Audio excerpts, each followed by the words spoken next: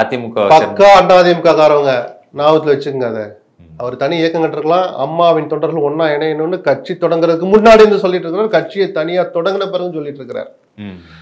கட்சியை ஒற்றுமைப்படுத்த நான் எந்த தியாகத்துக்கும் தயாரிட்டார்.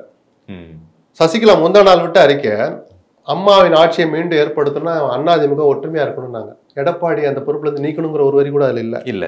எடப்பாடி அந்த இருக்கிற ஸ்டேட்டஸ்லயே அதிமுக பலப்படணும், ஒற்றுமைப்படணும் தான் சசிகலாவும் சொல்றாரு. யாருமே எடப்பாடிக்கு எதிராக பேசலையே.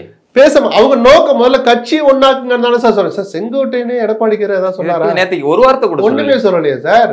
நீங்க கூட என்ன ஸ்மூத் லேண்டிங்னு சொன்னீங்க, என்ன சொன்னீங்க? ஒரு ஸ்லோ லேண்டிங். ஒரு வருஷமா இதுதான் பெல்லி லேண்டிங்னாலும் உரசு சார் நீங்க. அப்புறம் என்ன சார் கிராஷ் லேண்டிங்னு சொல்லுவீங்க? ஏங்க அவர் ஸ்டைல்ல அவரு மென்மையான ஆள் தான், தடாலடி ஆள் கிடையாது இது வரைக்குமே. இன்னும் கொஞ்சம் பச்சையா சொன்னா அவ்வளவு துணிச்சல் மிக்கவர் அல்ல. அது தலைமைக்கு எதிராக போர்க்கொடி தூக்குறது அவர் எந்த காலத்திலும் நினைக்க மாட்டார், இனிமேலும் நினைக்க மாட்டார். ஆனால் உணர்வற்றவர் அல்ல செங்கோட்டையன்.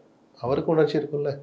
அதிமுக எப்படியெல்லாம் பார்த்தால் அவரு இன்னைக்கு இந்த கதியில இருக்கேன்னு விஜய் தன்னுடைய அரசியல் சுயலாபத்துக்காக அரசியல் கணக்கோடு இன்னைக்கு யார் கண்ட்ரோல் இருக்கு பாத்தீங்களான்னு கேட்கலாம். ஆனா அதே உணர்வை செங்கோட்டையை வேற மாதிரி பார்ப்பார். எப்படி இருந்த கட்சி இன்னைக்கு இப்படி இருக்கே, இதை சரி பண்றது எப்படின்னு அடுத்த ஸ்டேஜ் யோசிக்கிற ஆள் தான் செங்கோட்டை.